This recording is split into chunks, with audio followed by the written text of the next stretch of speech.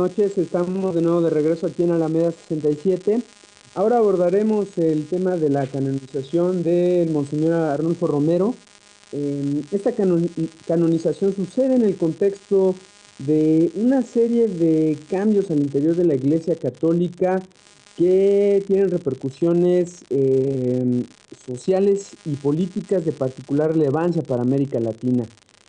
En este caso, en el caso de la canonización de Arnulfo Romero, hola, ¿sí? Sí, sí, Sí, sí, sí, sí.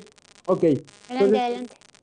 Sí, que esta canonización, beatificaciones, es, beatificación. perdón, beatificación, es de particular, llama mucho la atención el carácter del personaje. Este personaje, este sacerdote, que, eh, que fue el sacerdote El Salvador, eh, que tuvo un papel muy relevante durante los 70 y fue asesinado en 1980, fue un sacerdote ligado precisamente a la teología de la liberación. Entonces, aquí la canonización tiene entonces este sentido de reconocimiento a esta corriente de la iglesia, y que de muchas maneras ha sobrevivido incluso a pesar de la oposición de los papas. Recordemos, mencionamos en el bloque pasado cómo Juan Pablo II fue uno de los principales enemigos de la teología de la liberación. La teología de la liberación que busca hacer una iglesia de pobres, una iglesia transformadora, una iglesia que busca generar sujetos activos para la toma de conciencia política y el cambio social. Y bueno, esto sucedió a partir de la publicación del Concilio Segundo del Vaticano, y en la cual, se critica la pobreza en la que tiene el área en la que se tiene sumida a América Latina, y se busca entonces generar estos procesos de cambio. Entonces, el Monseñor Arnulfo Romero condenó los gobiernos que emanaron durante los 70, condenaba sobre todo la pobreza y la represión con la que se trataba a la oposición política. Particularmente hubo una serie de asesinatos de activistas católicos, eh, y sobre todo a partir del asesinato de un sacerdote llamado Rutilio Grande, cuando Monseñor Ranulfo Romero toma una presencia y es un personaje central ya en la vida política. Entonces, a partir de este momento, comienza a denunciar sistemáticamente los actos de represión del gobierno, y comienza a convertirse en una voz contraria a los intereses de los gobiernos emanados de, de dos, eh, prácticamente de dos fraudes electorales, los fraudes electorales que se impusieron en 1972 y 77. Entonces, contra la continuidad de estos gobiernos se pronuncia Monseñor. Es una voz que reclama justicia por los pobres y los desamparados. Aquí en la voz de Arnulfo Romero se hace efectiva la demanda para satisfacer el hambre y sed de justicia cristiana, y esto lo convierte en un clamor político. Entonces precisamente durante el gobierno de Carlos Humberto Romero, eh, eh, donde donde se presenta con mayor fuerza esta tensión entre la posición de denuncias de Arnulfo Romero y el gobierno. El gobierno ya hacia finales de los 70 condena a la iglesia salvadoreña, ya que lo acusa particularmente a Arnulfo Romero de ser un clérigo tercermundista que no tiene la espiritualidad de otros sacerdotes. Entonces, aquí es muy interesante cuál es la espiritualidad que conciben los gobiernos de facto, los gobiernos autoritarios, que es esta iglesia que es afín a los intereses de los grupos en el poder y que ven la pobreza como una condena y desde una posición completamente contemplativa. Entonces, César, Tania, ¿qué pueden decir al respecto? Adelante, César.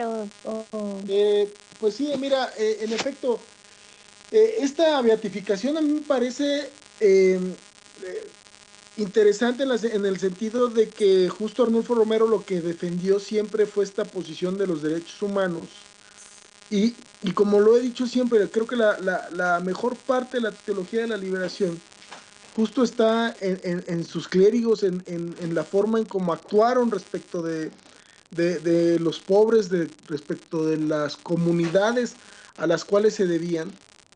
Eh, Creo que la forma y su praxis es una de las cosas que en verdad son dignas de verse, de analizarse y de prácticamente replicarse. Creo que esta situación respecto de lo complicado que vivía El Salvador en esos años, la guerra civil tan cruenta que azotó, digamos, este país hermano centroamericano, eh, pues no era nada fácil y creo que Monseñor Romero lo que hizo fue justo buscar la protección de poner un alto, hablarle a Jimmy Carter, hacer una carta de denuncia respecto a lo que estaba sucediendo para que Jimmy Carter dejara de financiar a la junta militar, digamos, a los militares para seguir haciendo este tipo de asesinatos. Creo que eso me parece bastante interesante. Ahora, eh, creo que eso respecto del pasado creo que es algo que debe de quedar bastante claro porque fue justo su andar al lado de los necesitados quien lo llevó ahí.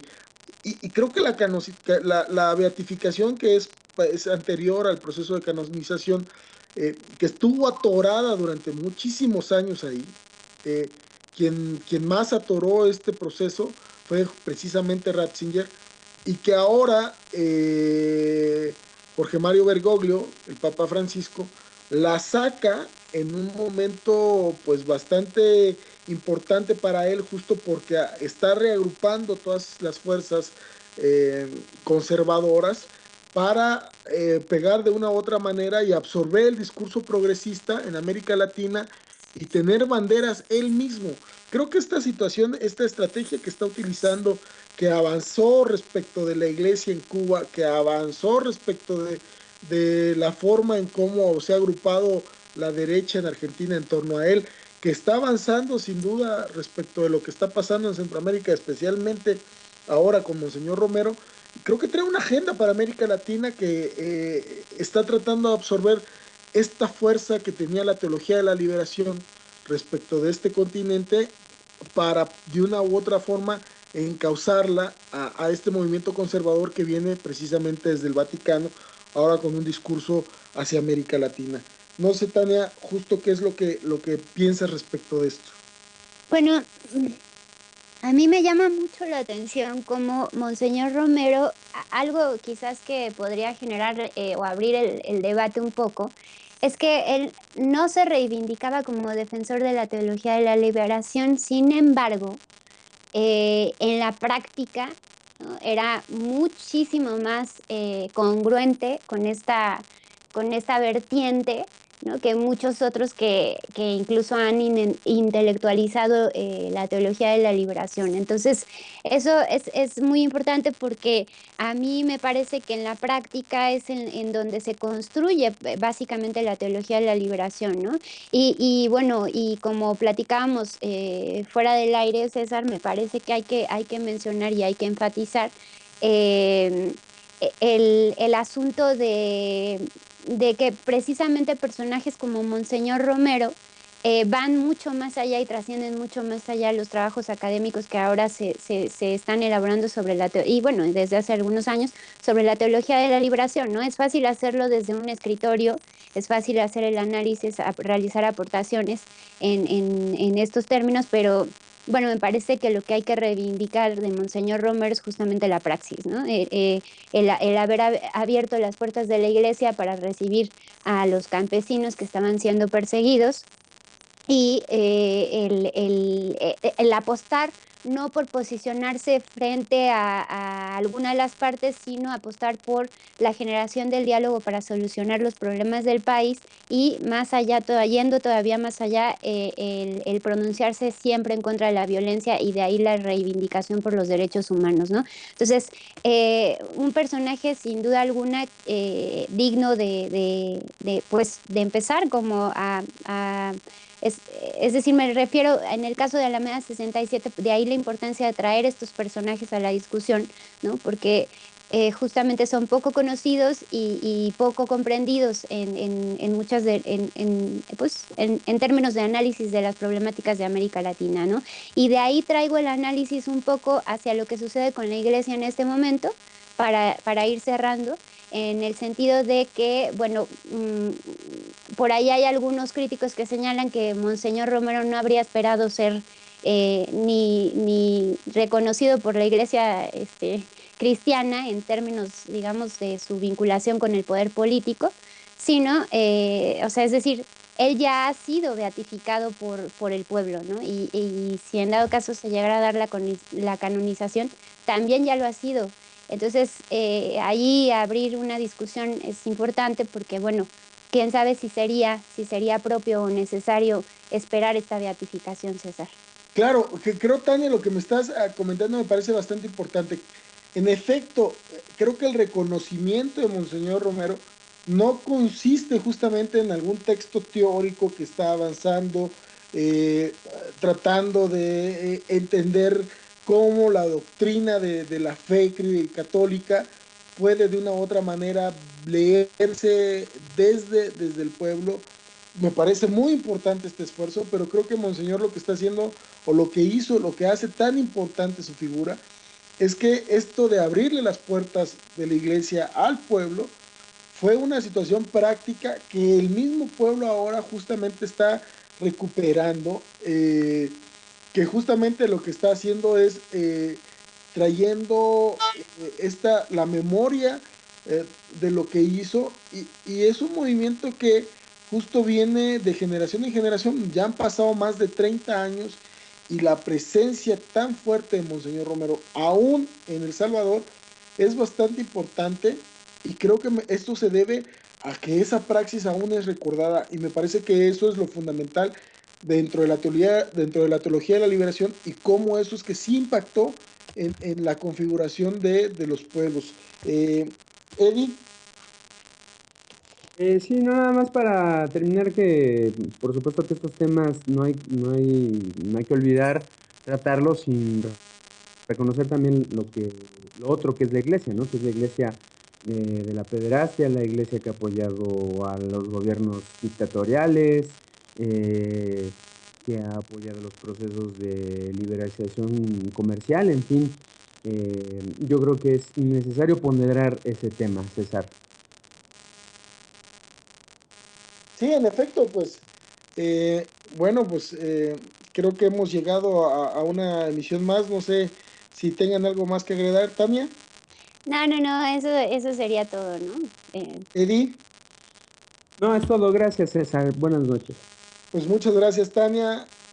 Tania Arroyo produciendo con nosotros, Eddie Hernández. Muchísimas gracias a Citlali Moreno, nuestra continuista. Muchísimas gracias a Diana Maya, nuestra community manager, y a nuestro gran productor, Carlos Garza. Le agradecemos. Esto es Alameda 67, su servidor César Iglesias. Nos vemos el próximo jueves por Red Generación a las 10:30 de la noche. Los esperamos.